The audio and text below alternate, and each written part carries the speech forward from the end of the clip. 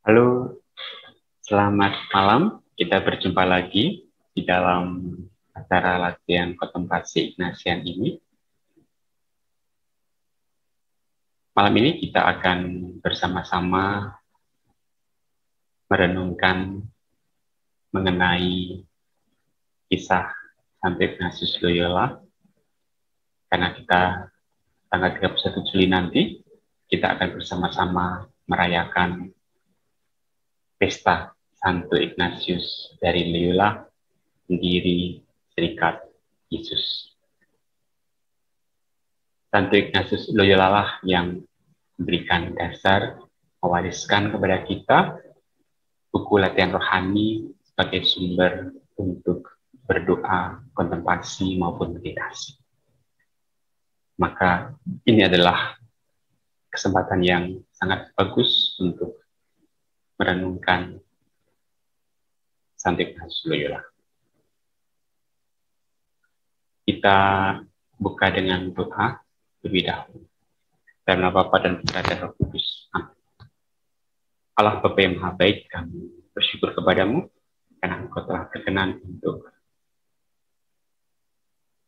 mengumpulkan kami kembali di dalam ruang virtual ini untuk melanjutkan latihan kontemplasi. Kami mohon berkat-Mu agar kami mampu untuk berlatih kontemplasi dengan baik untuk merayakan Santo Ignatius Loyola. Letak dasar latihan rohani. Kami berkat-Mu agar kami pun juga bisa meneladani Santo Ignatius Loyola di dalam usaha untuk semakin mampu membedakan roh di dalam hidup kami. Berkatilah kami semuanya agar kami bisa belajar. Semua doa ini kami juga padamu dengan nama Kristus Tuhan kami. Nah, sebelumnya kita akan bersama-sama melihat tayangan video kesaksian dari Katedral Jesuit dalam rangka tahun Ignatian. Nama saya Andre, saya adalah seorang Yesuit skolastik dari Provinsi Indonesia. Saya ingin menceritakan kepada Anda sebuah pengalaman yang merubah hidup saya ketika saya masih menjadi mahasiswa di Jakarta.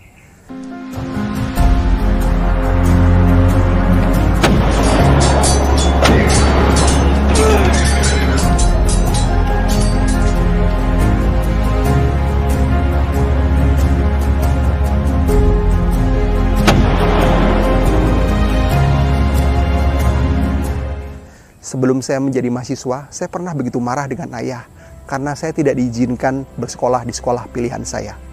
Rasa marah saya ungkapkan dengan melupakan belajar dan lebih sering pergi dengan teman-teman. Pada akhirnya, rasa marah kepada ayah memengaruhi studi saya, baik di sekolah maupun di universitas. Puncaknya, saya pun hampir dikeluarkan dari universitas. Tapi sebuah peristiwa merubah hidup saya. Suatu hari, ketika saya membutuhkan biaya untuk kuliah, ayah menunjukkan kepada saya sebuah buku tabungan. Ia mengatakan bahwa di dalamnya terdapat biaya pendidikan yang telah dikumpulkannya selama ini. Seketika saya terkejut dan menyadari kesalahan saya.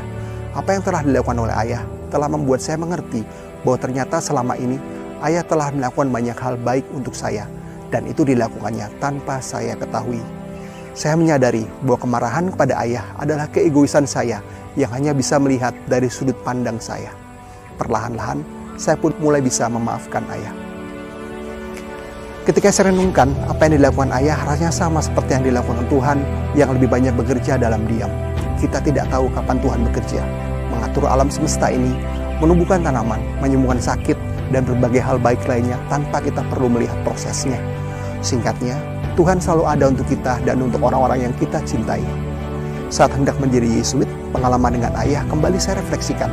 Saya semakin menyadari betapa Tuhan telah mencintai saya, dan oleh karenanya pilihan hidup menjadi Yesuit adalah cara saya untuk menanggapi cintanya. Lalu bagaimana dengan Anda? Peristiwa apa yang telah menyadarkan Anda dan merubah hidup Anda?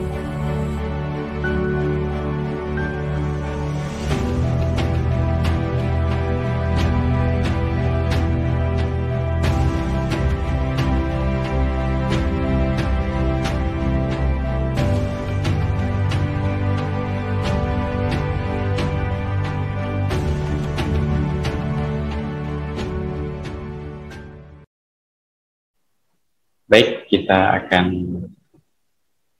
melanjutkan.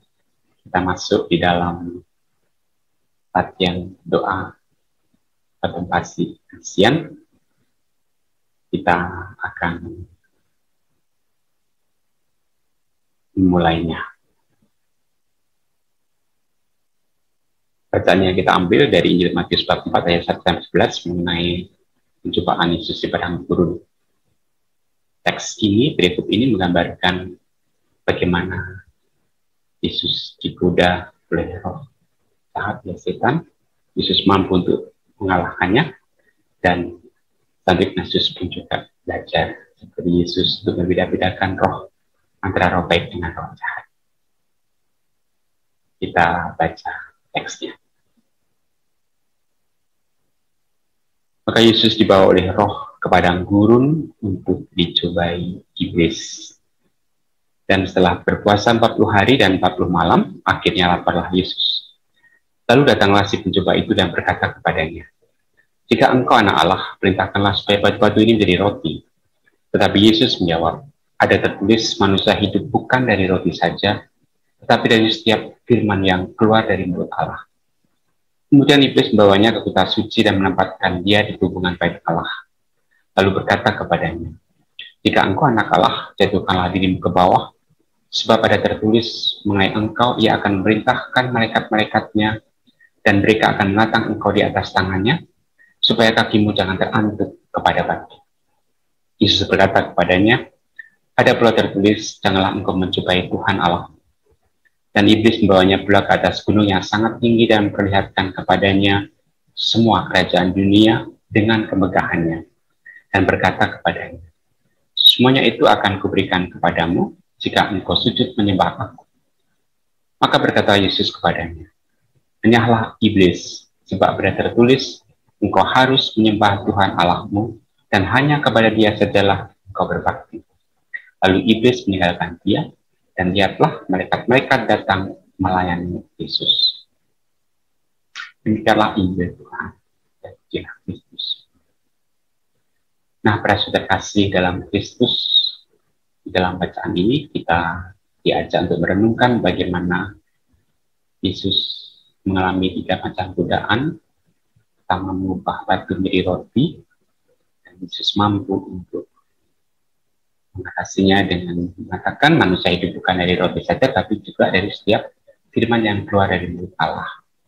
Lalu godaan yang kedua itu untuk menyatukan diri dari hubungan baik Allah, supaya orang kagum bahwa dia selamat karena malaikat akan melindungi dia, sebagaimana tertulis di dalam Mazmur.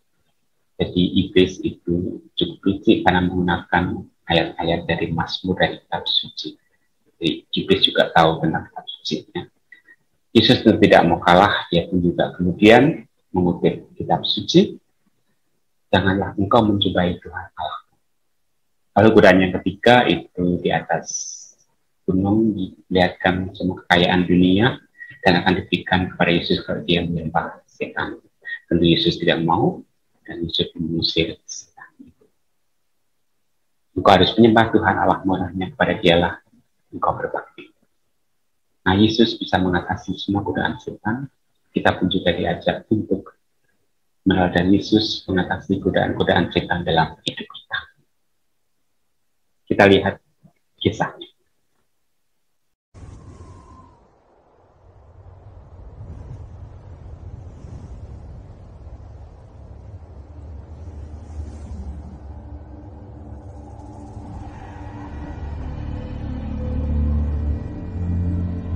Why is it that you are praying?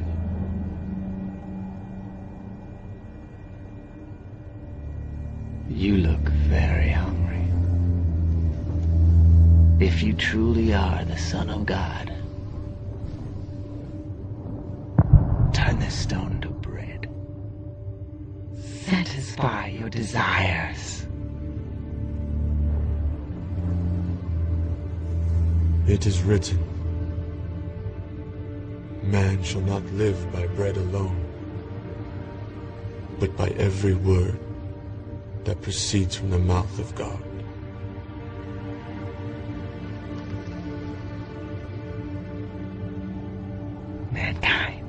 heed your words. This world is my domain.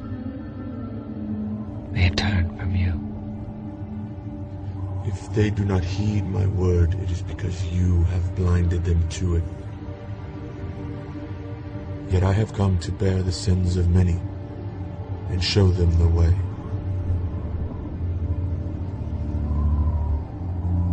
Well, Jesus, let me see how you trust in the Almighty Word.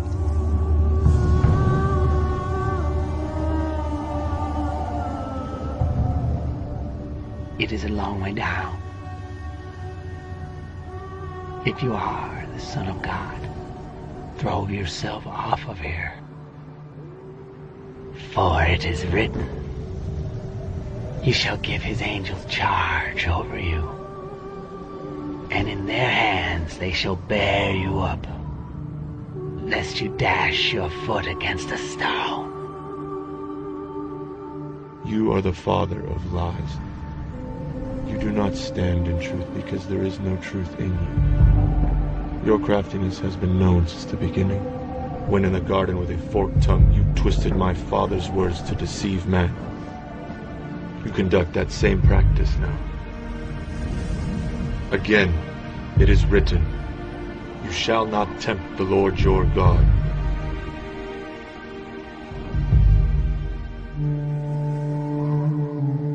You know all things to come.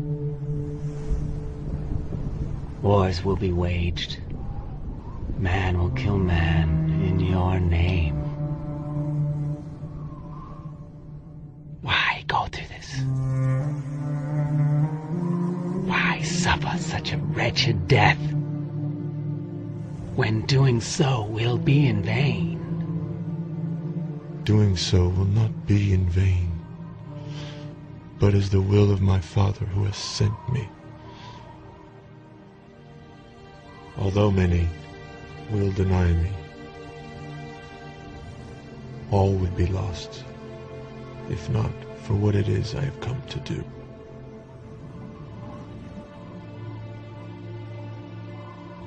You are the Son of God. Yet you walk the earth as a carpenter. Too low is such a place for the Creator of all things.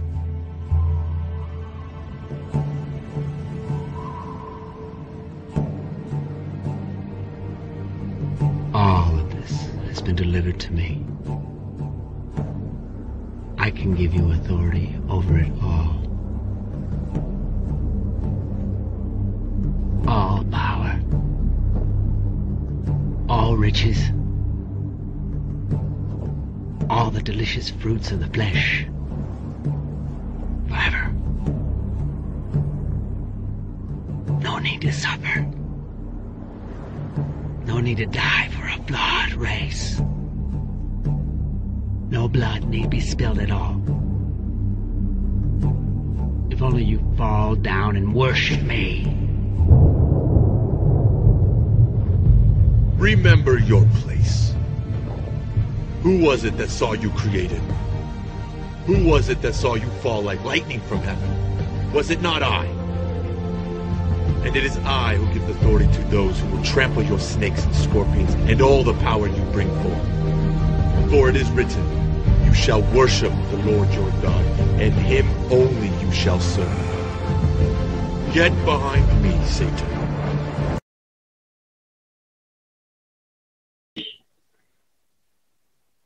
Langkah-langkah yang akan kita pakai seperti biasa, kita nanti akan memulai dengan doa persiapan, kemudian 3 pendahuluan dan 3 pokok renungan, lalu percakapan dengan Yesus. Kita lihat satu persatu. Pendahuluan yang pertama kita mengingat ceritanya, kisahnya, yaitu Yesus yang dicobai di padang gurun. Kemudian pendahuluan yang kedua kita membayangkan tempat dalam angan kita berimajinasi tempat Yesus dibaptis dan tempat padang gurun di mana Yesus dicobai oleh iblis. Lalu pokok yang Dalam yang ketiga kita mohon rahmat. Yang kita mohon di sini yaitu rahmat agar kita bisa meladan Kristus Tuhan kita yang dapat mengatasi cobaan-cobaan iblis, agar kita pun juga bisa lebih mencintai Yesus dan juga mengikutinya dan lebih setia lagi. Pokok yang pertama, kita renungkan setelah Yesus dibaptis lalu dia ke padang gurun berpuasa 40 hari 40 malam.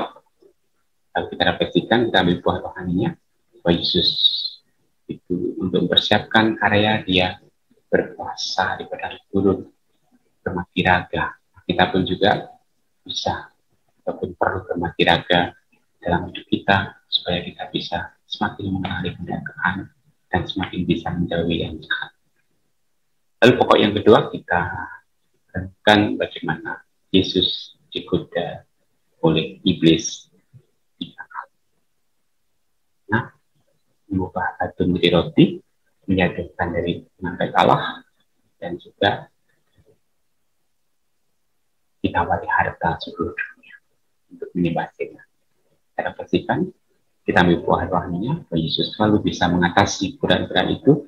Kita pun juga diharapkan juga bisa mengatasi godaan-godaan setan dalam hidup kita, entah itu berupa harta, kekayaan, kesombongan, bermuka diri, ataupun juga mengandalkan harta dunia. Lalu pokok yang ketiga, kita melihat bagaimana malaikat-malaikat datang melayani Yesus setelah bisa mengatasi godaan setan. Kita refleksikan, kita ambil buah rohaninya. Nah, malaikat-malaikat juga akan melayani kita, melindungi kita, malaikat pelindung maupun juga malaikat agung, Gabriel, Mikael, Rafael, yang berperang setan, sehingga kita pun juga dengan bantuan para malaikat kita juga akan mampu untuk mengatasi godaan-godaan setan. Lalu jangan lupa bercakap-cakap dengan Yesus. Inilah inti doa kita, kontemplasi kita, yaitu bercakap dengan Yesus. Apapun yang sedang kita alami, yang kita rasakan, ataupun kita mohon rahmat Yesus supaya kita juga bisa mengatasi godaan-godaan dalam hidup kita.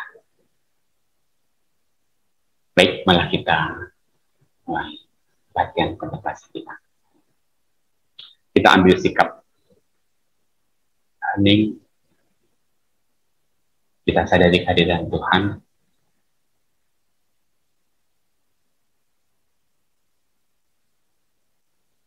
Tuhan hadir di tengah-tengah kita, dalam diri kita. Kita tenangkan diri, kita dengarkan suara sekitar, kita fokus pada nafas, pada perasaan bersatu, supaya kita bisa relax dan bertenang. Ya Allah, untuk nama kudus yang terfantasi sembah. Biarlah aku bersujud di hadapanmu untuk menyatakan baktiku kepadamu Allah yang agung. Persembahkan kepadamu segala gagasan, keinginan dan keputusan-keputusanku sama waktu ini. Tidak pantaslah aku ya Tuhanku menerima terang dan pertolongan baru, karena aku telah menyalahgunakan anugerah-Mu. Tapi aku datang kepadamu menyerah bulat-bulat seperti kepada seorang ayah yang maha baik dan maha rahim.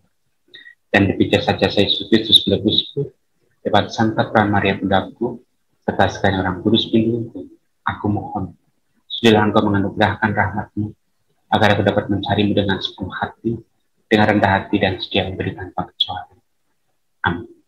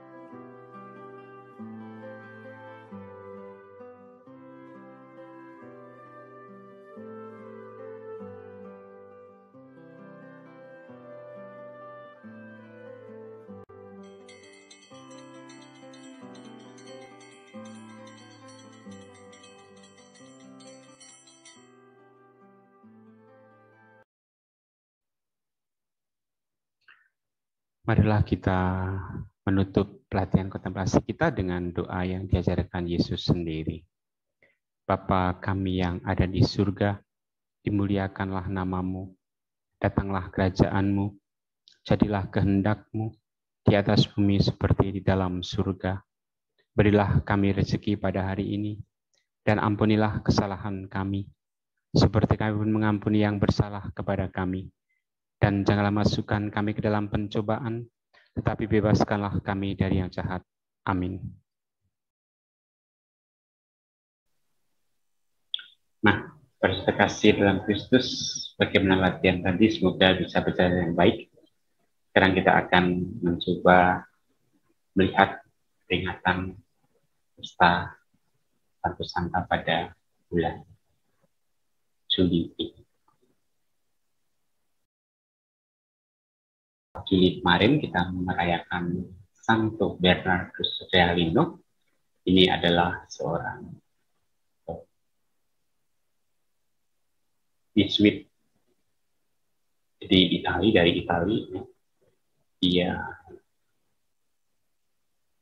menjadi kedutaan di Italia setelah sebelumnya hukum dan juga kedokteran, dan dia mampu menjadi wali kota di Brizzano dan juga menjadi jaksa di Alexandria, lalu tinggal di Napoli. Dan ketika di Napoli istrinya meninggal, lalu istrinya menampakkan diri, memberi dalam mimpi untuk sampai 3 kali supaya dia meninggalkan duniawi dan juga mulai dekat dengan Tuhan. Maka dia juga kenal dengan Romo Yesuit, lalu akhirnya dia tertarik untuk masuk menjadi Yesuit, masuk serikat Yesus, dan akhirnya dia mengabdi sebagai imam Yesuit di Napoli, lalu pindah ke Lecce. Dia sangat disayangi oleh umat, dan dia bahkan di Lecce dia diangkat sebagai penduduk kota Lecce untuk surga. Kemudian Santo Thomas 3 Juli kemarin, tentu kita tahu bagaimana kisah Santo Thomas Rasul, ya. Dia yang tidak percaya akan kebangkitan Yesus sebelum menunjukkan jarinya ke luka-luka Yesus, ya, dan juga lambungnya. Akhirnya Yesus menampakkan diri, dan dia pun dengan penuh keyakinan mengakui Yesus sebagai Tuhan dan Allah. Ya, Tuhanku dan Allah. Lalu tanggal 11 Juli itu kita memperingati Santo Benedictus. Nah, ini adalah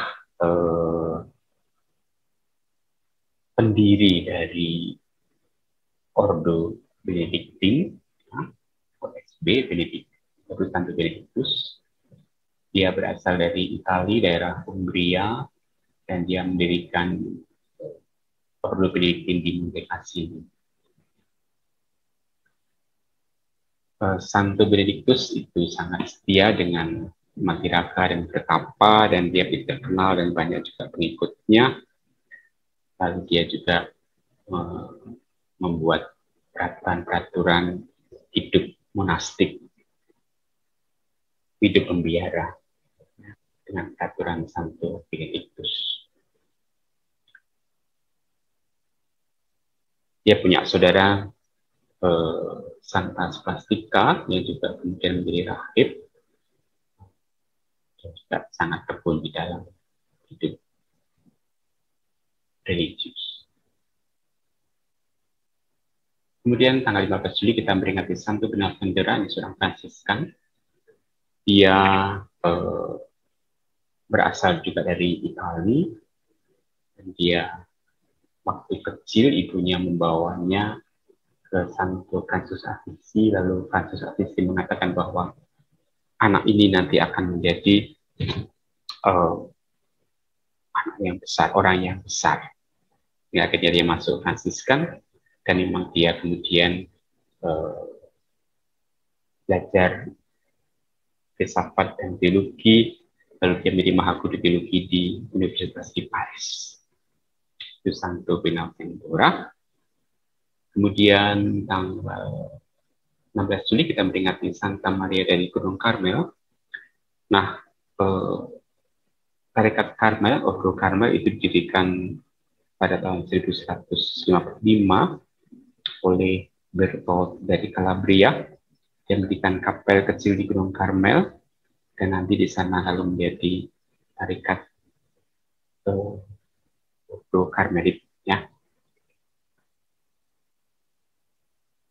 Ordo ini kemudian disahkan oleh Paus tahun 1245.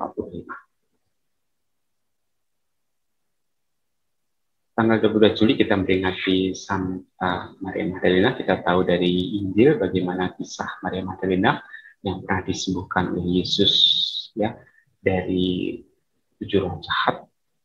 Kemudian dia setia mengikuti Yesus, dan pada waktu kebangkitan dia yang kekubur dan juga mendapat penampakan dari Yesus sendiri, dan dia mewartakan kepada para rasul bahwa Yesus itu bangkit.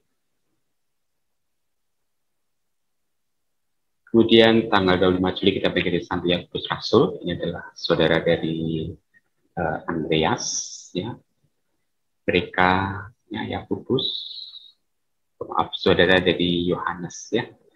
Dia, Yakobus, Yohanes, dan Petrus itu merupakan ketiga murid yang dekat dengan Yesus, yang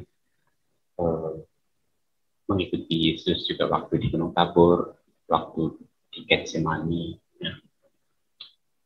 Dia menjadi pelindung, dokter hewan, pengendara kuda, pengrajin pakaian tulu, nyamak, ahli farmasi, pelindung Guatemala, negara kuat Spanyol, dan juga Santiago de Guadalajara. Ya. Terkenal Santiago de Compostela itu tempat ziarah di mana Santiago dimakamkan. Kemudian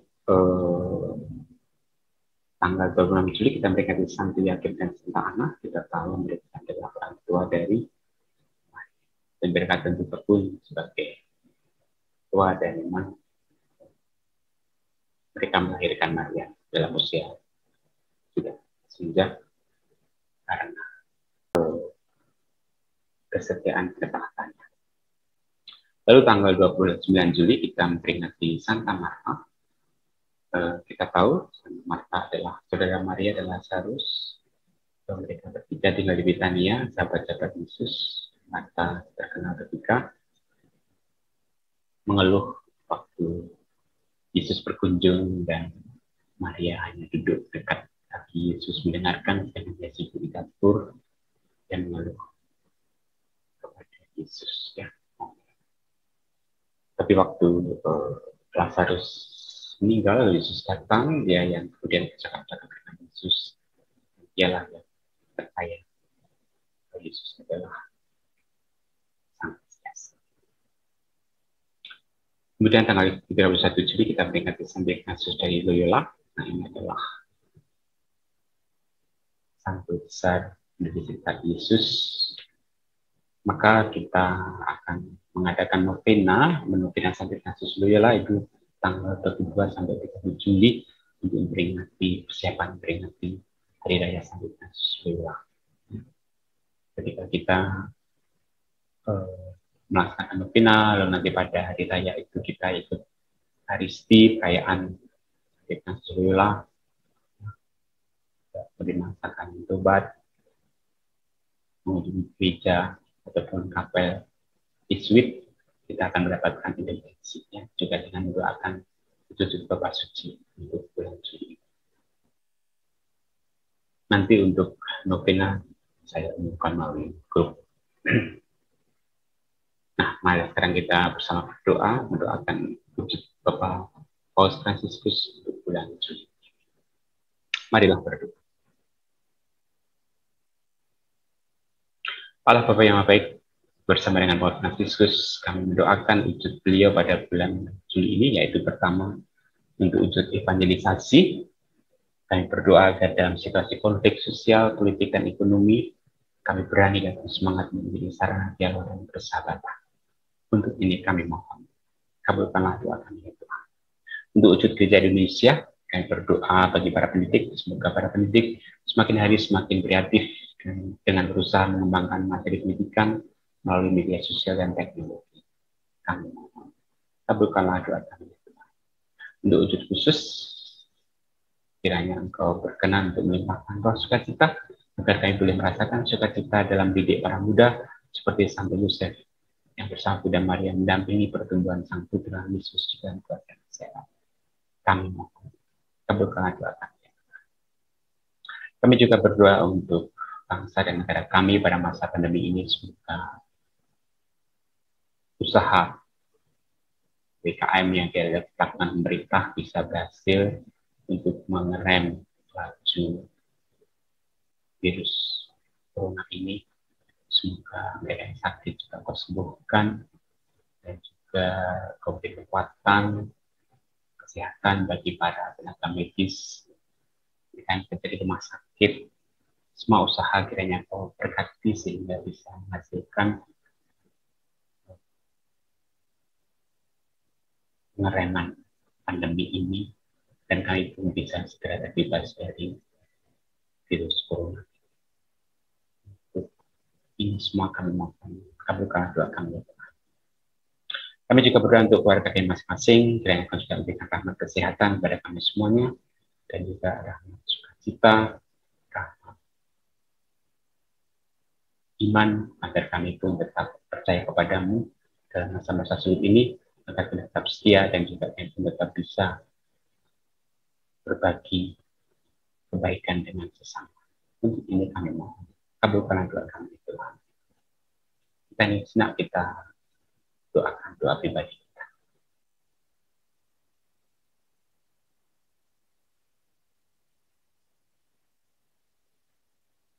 Demikian hai Bapa, doa-doa yang kami ajukan kepadamu dengan nama Kristus Tuhan kami.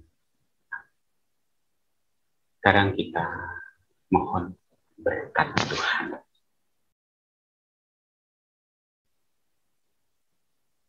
Allah Bapa yang baik, kami bersyukur kami boleh melakukan latihan kontemplasi ini. Semoga latihan ini semakin menguatkan kami, meneguhkan kami di dalam mengikuti Engkau, meladani Yesus Putramu, dan juga meladani Sang Ignatius Loyola. Dan kini kami mohon berkat-Mu untuk kami dan kami sekeluarga, dan juga untuk usaha kami selanjutnya. Semuanya kami menunjukkan padamu dengan nama Kristus Tuhan kami. Tuhan sertamu. Semoga kita semuanya, mereka yang kita doakan, seluruh keluarga kita, dan mereka yang kita cintai, kita doakan untuk kita dan usaha kita selanjutnya beroleh berkat Allah yang Kuasa, Bapa dan Putra dan Roh Kudus. Oke, terima kasih. Selamat malam. Kita sampai jumpa lagi. Tuhan memberkati.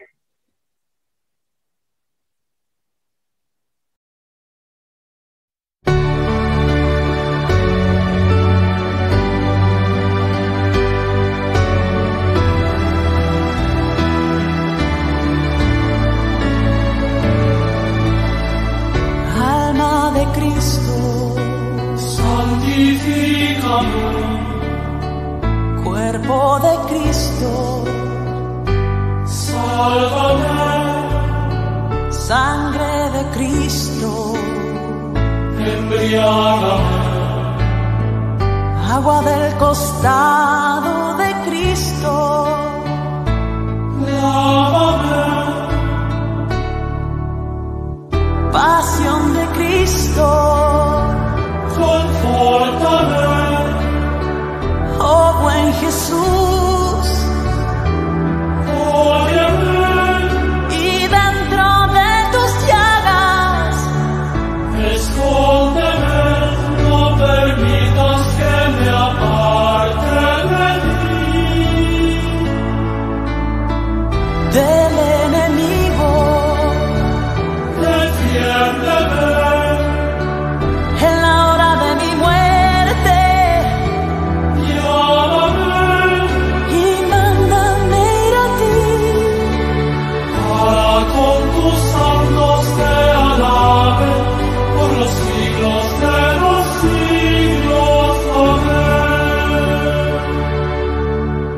Pasión de Cristo, confórtame. Oh buen Jesús.